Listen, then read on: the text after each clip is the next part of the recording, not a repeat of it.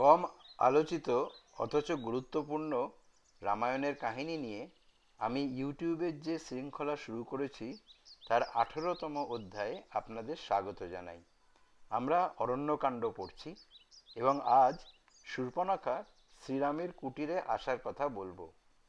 আমি এই সমস্ত বিষয়ের নেপথ্য ঘটনা ও কি শিখতে পারি তাই নিয়ে কথা বলছি, তাই বেশি বিশদ বিবরণে যাচ্ছি না। শূর্পণখা, মারীচ এবং খরদূষণের নেপথ্য কাহিনী ও জন্ম বৃত্তান্ত নিয়ে আমি একটা আলাদা ইউটিউব ভিডিও বানিয়েছিলাম। তার লিঙ্ক আমি নিচে দিয়ে দেব এবং তার ডেসক্রিপশন বা তার ছবিটা এখানে দিলাম। আমার অনুরোধ, আপনারা সেটা আগে দেখে নিলে তাহলে এই অধ্যায়টা বুঝতে আপনাদের একটু সুবিধা হবে। এক সকালে শ্রীরামচন্দ্র লক্ষ্মণ স্নান ও পূজা সেরে যখন আশ্রমে এলেন তখন শূর্পণখার আগমন হয়। শূর্পণখা ব্রহ্মার বরে যে কোনো সুন্দরী মেয়ের রূপ নিতে পারত, তাই সে তার বরের সদ্ব্যবহার করে তার কুৎসিত রূপকে লুকিয়ে এক সুন্দরী নারীর রূপে আশ্রমে এসেছিল। দ্বাপর যুগে পুতনাকেও আমরা এভাবে রূপ পাল্টিয়ে সুন্দরী সেজে আসতে দেখেছিলাম। কিন্তু এর থেকে একটা বড় শিক্ষা আমরা নিতে পারি। প্রথম শিক্ষা হলো, যখন আমরা ভগবান কৃষ্ণ বা গুরুর কাছে যার কৃপা পাওয়ার জন্য যাই, তাদের কাছে আমাদের নিজের স্বরূপে যাওয়া উচিত। কেননা তারা আমাদের হৃদয়ে পরমাত্মা হয়ে বসে আছেন এবং তারা আমাকে খুব ভালোভাবে চেনেন। আমরা যদি তাদের কাছে চালাকি করে অন্য রূপে প্রকাশ পেতে যাই, তাহলে আমরা ভগবত কৃপা কোনোদিন পাই না। শূর্পণখা শ্রীরামচন্দ্রকে দেখে মুগ্ধ হয়ে গিয়েছিল এবং সে কথা উল্লেখও করল যে সত্যি শ্রীরামচন্দ্রকে দেখে সে আর কোনো দিকে তাকাতে পারছে না। বাল্মীকি রামায়ণে এই জায়গায় লেখা হয়েছে, শ্রীরাম তার নব দুর্বাদল শ্যাম বর্ণ, মসৃণ ত্বক, সিংহের মতো স্কন্ধ, মেদহীন শরীর, অপ্সরাদের লজ্জিত করার মতো সরু কোমর, আজানুলম্বিত দুটি বাহু, সুদাম ও সুঢল উরু এবং লম্বা দুটি পদদ্বয় আর পদ্মের মতো চোখের পাতা নিয়ে এতই আকর্ষণীয় ছিলেন যে শূর্পণখা কেন কোনো নারীরই অন্য কোনো দিকে তাকাবার সম্ভাবনাই ছিল না। শূর্পণখা সরাসরি শ্রীরামকে বিয়ে করতে চাইল। নিজের পরিচয়ে বলল যে সে লঙ্কার অধিপতি রাবণের বহিনী এবং রাবণের অনেক শক্তির গুণগান করল। রাবণ যে পৃথিবী বিখ্যাত ত্রিলোক জিতেছেন সেই খবরও সে বলল।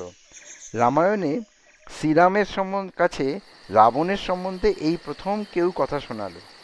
এছাড়াও শূর্পণখা কুম্ভকর্ণ সম্বন্ধেও অনেক কিছু বাড়িয়ে বলল, কিন্তু দুঃখের সাথে জানালো যে রাক্ষস পরিবারের এক কলঙ্ক হলো তার ভাই বিভীষণ। কেননা বিভীষণ সারাদিন শুধু হরি অর্থাৎ রামেরই নাম করতে থাকে।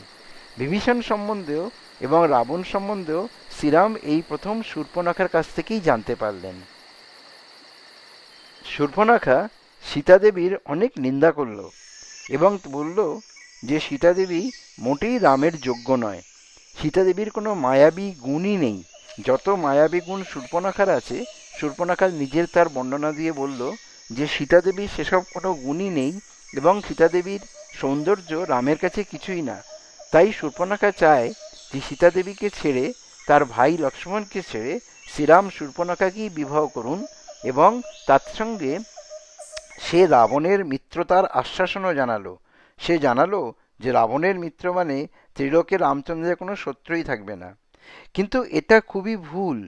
কেননা আমরা যখনই লক্ষ্মী আর নারায়ণকে আলাদা করে দেওয়ার চেষ্টা করি, সেই চেষ্টা পৃথিবীতে যেই করে থাকুক, যেমন রাবণ চেষ্টা করেছিল নারায়ণের থেকে লক্ষ্মীকে আলাদা করতে, শূর্পণখা চেষ্টা করেছিল লক্ষ্মীকে নারায়ণ থেকে আলাদা করতে, শিশুপাল দ্বাপর যুগে চেষ্টা করেছিল রুক্মিণীকে কৃষ্ণ থেকে আলাদা করতে।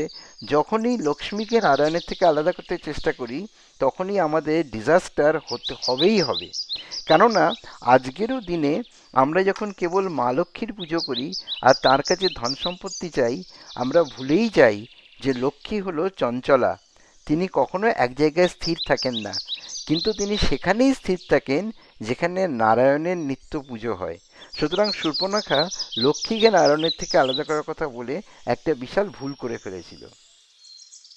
কিন্তু শূর্পণখাকে আমরা দোষ দিতে পারি না, কারণ সে তমগুণে আশ্রিত এক রাক্ষসী। শ্রীরামচন্দ্রও তাকে কোনো দোষ দেননি। তিনি অতি ভদ্রভাবে বুঝিয়ে বললেন যে যেহেতু তিনি কেবলমাত্র এক স্ত্রীর প্রতি এবং তিনি তাকে বিবাহ করতে অপারগ, এবং তিনি একথাও বললেন যে শূর্পণখার লক্ষ্মণকে বিয়ে করা উচিত, কেননা লক্ষ্মণের স্ত্রী এখানে নেই। সুতরাং লক্ষ্মণকে বিয়ে করলে শূর্পণখা অনেক ভালো থাকবে। শূর্পণখা তখন সাথে সাথে রামচন্দ্রকে ছেড়ে লক্ষ্মণের দিকে চলে গেল, লক্ষ্মণকে বিয়ের প্রস্তাব দিল। এটা ছিল শূর্পণখার তৃতীয় ভুল। কেননা আমরা যদি কখন ভগবানকে চাই, তখন যত বাধা যত বিপত্তি আসুক, আমাদের উচিত মনস্থির করে যুগ যুগ ধরে তপস্যা করে ভগবানের জন্য অপেক্ষা করা। আমরা যদি বারবার বিচলিত মনে হই, একবার একবার এদিক ওদিক তাকাতে থাকি, তাহলে ভগবানকে কখনো পাওয়া যায় না। দাপর যুগে হিড়িম্বাও রাক্ষসী ছিল, কিন্তু হিড়িম্বা ভীমকে বিয়ে করার ফলে তার মধ্যে তমগুণ কমে রজগুণ এবং সত্যগুণ এসেছিল বলে ভীম যখন অনেক বড় কাজের জন্য হিড়িম্বাকে ছেড়ে চলে গেছিল, হিড়িম্বা কোনো জোর করেনি এবং যুগ যুগ ধরে ভীমের জন্য তপস্যা করেছিল এবং পরে ভীমকে পেয়েছিল। শূর্পণখার সেই বুদ্ধি ছিল না, তাই সে সঙ্গে সঙ্গে রামকে ছেড়ে লক্ষ্মণের দিকে গেল। লক্ষ্মণ বললেন, তিনি তো কেবল প্রভুর দাস, তিনি শূর্পণখাকে বিয়ে করলে শূর্পণখা এক দাসী হয়ে যাবে। তার কি সীতার দাসত্ব করতে ভালো লাগবে? তার থেকে অনেক ভালো সর্বশক্তিমান ত্রিলোকেশ্বর শ্রীরামকে বিয়ে করাই ভালো। সুতরাং শূর্পণখা আবার শ্রীরামচন্দ্রের কাছে ফিরে এলেন। শ্রীরামচন্দ্র আবার যখন বললেন যে তিনি কখনোই বিয়ে করতে পারবেন না, তখন শূর্পণখা তখন ভাবল যে এই সীতার জন্যেই এত সমস্যা হচ্ছে, অতএব সীতাকেই খেয়ে ফেলা উচিত। তাই সে সীতাকে আক্রমণ করে খেয়ে ফেলতে গেল। এই ঘটনায় অত্যন্ত ক্রুদ্ধ হয়ে রামচন্দ্রের কথায় লক্ষ্মণ তার তলোয়ার বার করে শূর্পণখার নাক আর কান সঙ্গে সঙ্গে কেটে দিয়েছিল। এবার যখনই শূর্পণখার নাক কান কাটা গেল, শূর্পণখা তখনই তার নিজের রূপে ফিরে এলো। নিজের সেই ভীষণ কদর্য রূপ, যে রূপে তার বড় বড় কান, গহ্বরের মধ্যে ঢুকে যাওয়া চোখ, অসম্ভব কুচকুচে কালো রং, অনেক বড় পেটে বেরিয়ে আসা ভুঁড়ি, তারপরে তার অসম্ভব বড় দাঁত কুৎসিত রূপে বেরিয়ে এলো। এর থেকে আমাদের একটা বড় শিক্ষা লাভ করার আছে।